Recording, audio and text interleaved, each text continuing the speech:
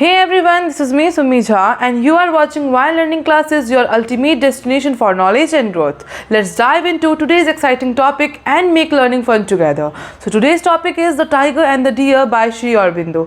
तो चलिए इस वीडियो को शुरू करते हैं और जानते हैं श्री ऑरोबिंदो के बारे में कि ये पोइट है कौन, इन पोइट का जन्म कब हुआ और इन्होंने क्या क्या अचीवमेंट्स की हैं, ये सब थोड़ा सा इंट्रोडक्शन लेते हैं. सो अबाउट द पोइट, सबसे पहले इनका नाम अगर हम जाने तो इनका फुल नेम है श्री ऑरोबिंदो घोष, जिनका जन्म जो है वो 15 अगस्त 1872 में हुआ और उनकी जो मृत्यु है वो 5 दिसंबर 1950 में हुई. Was an Indian philosopher, Yogi, Maharshi, poet and Indian nationalist. He was also a journalist editing newspapers such as Vande Mataram.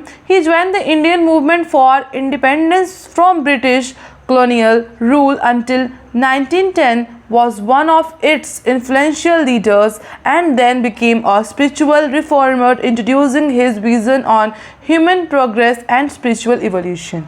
अब अगर हम इनका मतलब समझे तो मैंने आपको इनका फुल नेम बताया ही कि इनका फुल नेम है श्री ऑरोबिंदो घोष. अब इनका जो जन्म है वो 15 अगस्त को हुआ 1872 में और इनकी जो मृत्यु है वो 5 दिसंबर को हुई. अब ये जो है इंडियन फिलोसोफर है, यानी कि दार्शनिक है, योगी है, महर्षि हैं और इन्होंने जो है वो मतलब एक राष्ट्रवादी थे और इन्होंने जो है वो वंदे मातरम जैसे अखबारों का जो है संपादन किया है और भारतीय स्वतंत्रता संग्राम में जो है इन्होंने काफ़ी बढ़ चढ़ के जो है भाग भी लिया है. 1910 तक वे स्वतंत्रता संग्राम के एक प्रमुख नेता भी बन चुके थे और बाद में एक आध्यात्मिक यानी कि जो स्पिरिचुअलिटी की तरफ जो थे वो उसके सुधारक बन गए थे. उन्होंने मानव प्रगति यानी कि जो ह्यूमन की जो डेवलपमेंट है और प्रोग्रेस है और जो आध्यात्मिकता विकास है उस विचारों पर जो है उन्होंने भी जो है वो अपने आप को प्रस्तुत किया.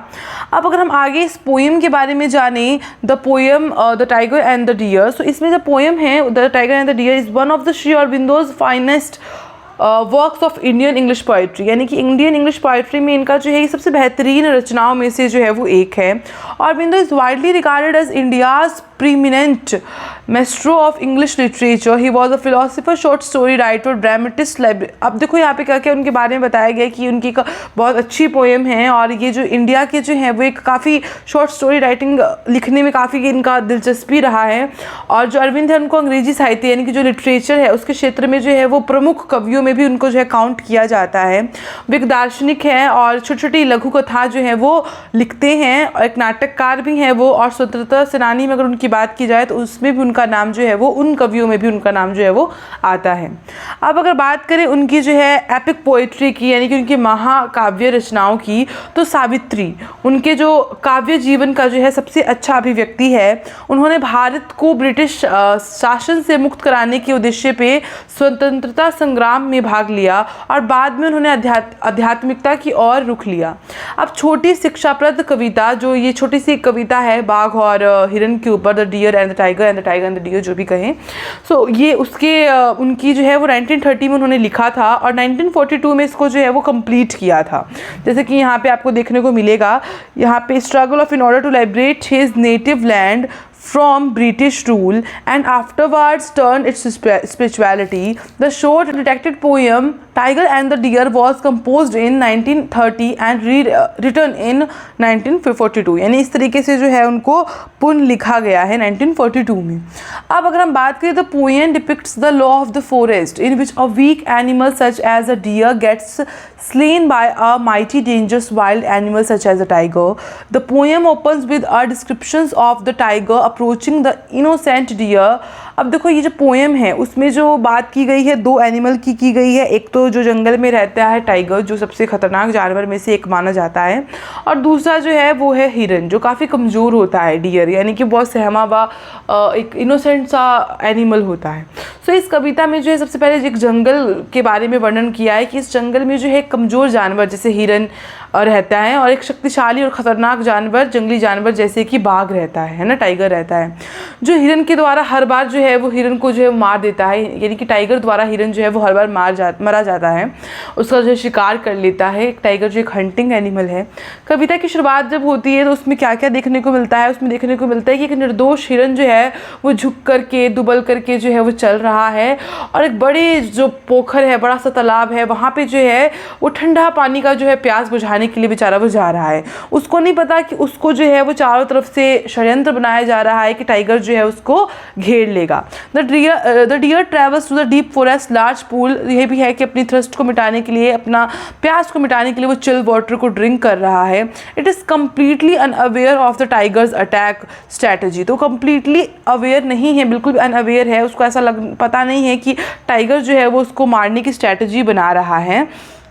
आफ्टर डैट यहाँ पे है fear some aspects, writing that the sparkly eyes, strong chest and quite soundless pose may frighten anyone. The tiger crouches courteously to attack and dismember the deer. The deer dies pitifully alone in the forest, remembering its mate. अब देखो यहाँ पे क्या बोला गया है कि वो तो ठंडा पानी पीने गया था, प्यास बुझाने गया था, बट उसको बिल्कुल भी ये पता नहीं था कि बाघ जो है उसकी हत्या करने की जो है वो योजना कर रहा है। अब कवि बाघ के भयानक रूप को वर्णन करते हैं कि वो कैसा दिखता है, उसकी चमकती आँखें होती है, स्पार्कलिंग आइज़ होती है, मजबूत सीना होता है यानी उसका चेस्ट काफ़ी स्ट्रॉन्ग होता है, और जो उसका पाँव का आवाज़ यानी कि जो उसके पंजे हैं वो काफ़ी सॉफ्ट होते हैं यानी शांत होते हैं। मतलब वो जब चलता है ना तो पता नहीं चलता, इसलिए वो अटैक कर लेता है, क्योंकि जब हम चलते हैं और हमारे चलने की आवाज़ आती है तो ऑब्वियसली बात है लोगों को पता चलता है कोई आ रहा है। बट जब टाइगर आता है, बाघ आता है, तो उसका जो पंजा है वो इतना शांत रहता है कि किसी को पता ही नहीं चलता कि वो जो है वो आ रहा है। सो इससे वो किसी को भी डरा सकता है, किसी को भी ऊपर अटैक कर सकता है। सो बाघ जो है वो सतर्कतापूर्ण जो है वो झुक करके हिरन पे हमला करता है और उसे चीर फाड़ कर देता है। अब हिरन अकेले जंगल में दर्दनाक मौत मरता है और वो अपने साथी को याद ही कर सकता है, इसके अलावा उसको कोई बचा तो नहीं सकता है, क्योंकि जो हिरन है वो बहुत हेल्पलेस है, इनोसेंट एनिमल होता है। The poet explains that nature, अब जो पोएट है इस प्राकृतिक की जो चीज़ें हैं उसको वो डिस्क्राइब कर रहा है और बता रहा है, innocence's beauty is shattered by its harsh beauty. The poet concludes the poem on an optimistic tone. अब नेक्स्ट पेज पे चलते हैं। He shares his belief that individuals who cause harm to others will be annihilated just as the mammoth previously ruled Asia but is now extinct. Similarly, like the mammoth, the tiger and other dangerous animals will perish. However, the deer would then drink freely from the cool ponds found throughout the dense woodland. Thus, the poet emphasizes his desire for a tranquil and innocent planet in the poem's concluding lines. अब देखो, अब इस वाला जो passage है उसमें क्या लिखा गया है, तो सबसे पहले तो क्या होता है, कवि जो है इस प्राकृतिक सौम्य के बारे में बताते हैं कि जो सुंदरता है वो इसी तरीके से जो है वो कठोर है बट नष्ट इसी तरीके से हो जाता है, यही सच्चाई है। और कविता का जो है समापन एक सकारात्मक स्वर में वो करना चाहते हैं कि एक पॉजिटिविटी के साथ करना चाहते हैं। उन्होंने कह रहे हैं कि ये संसार का नियम है, इसी तरीके से जो है कुछ सुंदरता खत्म हो जाती है, बट ये एक नियम है, इसको कोई रोक नहीं सकता। कवि अपनी आस्था साझा करते हैं कि जो लोग दूसरों को नुकसान पहुंचाते हैं ना, तो उसका तो विनाश हो ही जाता है। सो ऐसा नहीं कि वो लोग बच जाते हैं, उसका विनाश जो निश्चित रूप से होगा ही होगा।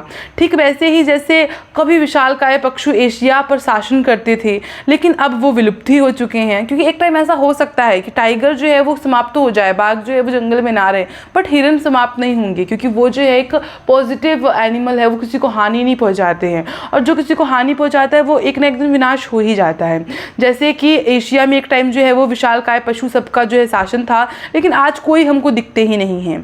इसी तरह बाघ और अन्य खतरनाक जानवर भी एक ना एक दिन नष्ट हो ही जाएंगे। फिर हिरन जो है यानी जो डियर है वो घने जंगलों में, ठंडे तालाबों में जो है निर्भय रूप से जो है वो पानी पिएंगे, उनको किसी भी चीज़ का डर नहीं होगा। इस प्रकार कवि कहते हैं कि अंतिम पंक्तियों में एक अच्छा शांतिपूर्ण वो संदेश देना चाहते हैं कि निर्दोष दुनिया की अपनी इच्छा को प्रकट करते हैं कि जब दुनिया निर्दोष होती है तो उसको मतलब गॉड उसके साथ होते हैं और उसके साथ जो गलत करता है उसका जो है विनाश हो ही जाता है। पॉजिटिव एटीट्यूड के साथ ये जो पैसेज है वो कंप्लीट करते हैं इस पोएम को। अब जो नेक्स्ट है, the poem is dense with allusion to symbolism. The poet expresses his spiritual beliefs here and draw a contrast between good and evil, innocence and experience and life and death. The tiger represent death, darkness and hubris, while the deer represent innocence, gentleness and love in the poetry. The tiger's laughter of the innocent deer represent the demise and annihilation of healthy life values in Western cultivation, materialistic culture. Alliteration language is utilized by the poet, although the poem is about blood and murder. The wording is not garbled. The poet The poet seemed to be expressing his spiritual conviction that despite several trials and tribulations, life is a gift to be savored. The phrase coolness of large pool in the leaves represent affection and sympathy as well as peace and prosperity.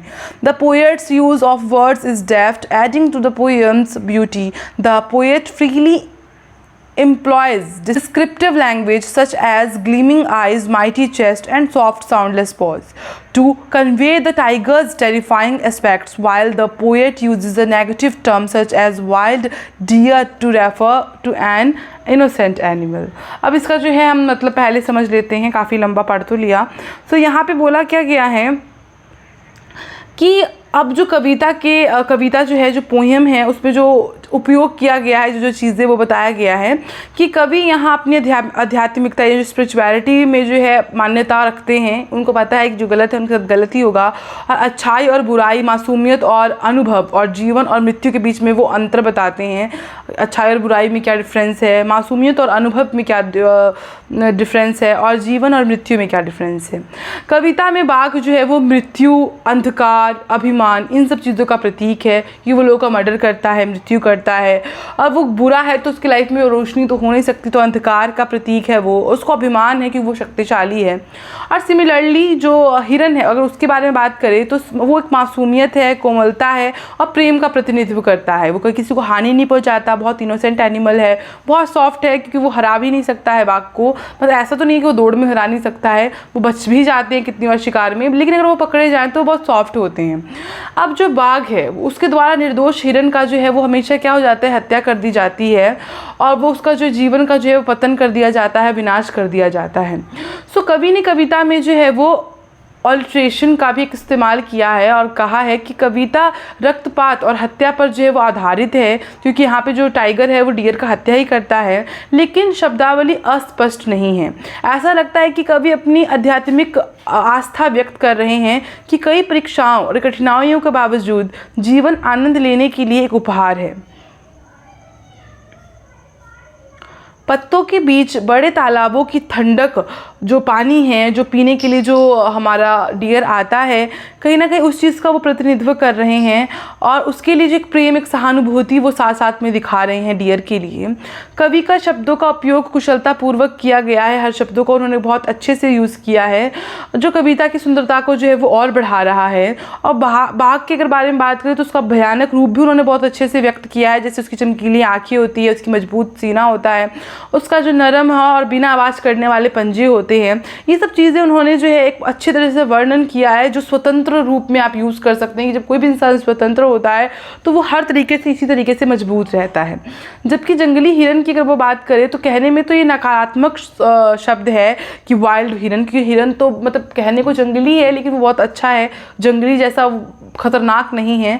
तो उसके लिए शब्द तो भले ही इन्होंने एक जंगल use किया, नकारात्मक नेगेटिविटी वाला किया है, लेकिन वो एक मासूम जानवर के रूप में उसका जो है वो वर्णन भी कर रहे हैं। तो पूरे पोएम में बस यही है, डियर और टाइगर के बारे में जो है बताया गया है। टाइगर जो है किस तरह से शिकार करता है, किस तरीके से एक दिन उसका विनाश हो जाएगा, टाइगर कैसा दिखता है, हिरन कैसा दिखता है, कौन इनोसेंट है, कौन जो है वो खतरनाक है। तो ये सब चीज़ें जो है इसमें बताई गई है इस पोएम में। तो hope you understand this poem, hope you like this explanation. If you like this explanation then like, share and subscribe my channel and hit the subscribe button and press the bell icon. So मिलते हैं next video में। अगर आपको किसी भी तरह की मतलब कन्फ्यूज़न हो तो आप मुझे DM कर सकते हैं। इंस्टाग्राम का जो लिंक है वो आपको डिस्क्रिप्शन बॉक्स में भी मिल जाएगा। सो मिलते हैं नेक्स्ट वीडियो में, तब तक के लिए जय हिंद, वंदे मातरम।